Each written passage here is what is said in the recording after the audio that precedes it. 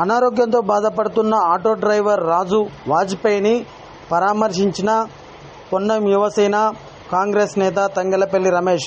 వివరాల్లోకి వెళ్తే హుస్నాబాద్ నియోజకవర్గం ఎల్కతుర్తి మండల కేంద్రానికి చెందిన టీఆర్ఎస్ గ్రామశాఖ మాజీ అధ్యక్షులు మరియు ఆటో డ్రైవర్ రాజు వాజ్పేయిని తంగెలపల్లి రమేష్, పొన్నం యువసేన తంగెలపల్లి రమేష్ పరామర్శించారు.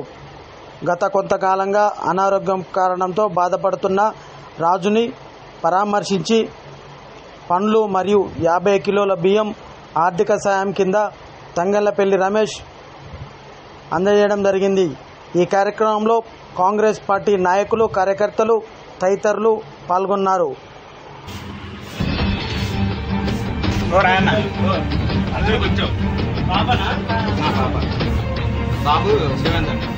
ఆయన ఎనికి కొద్దిగా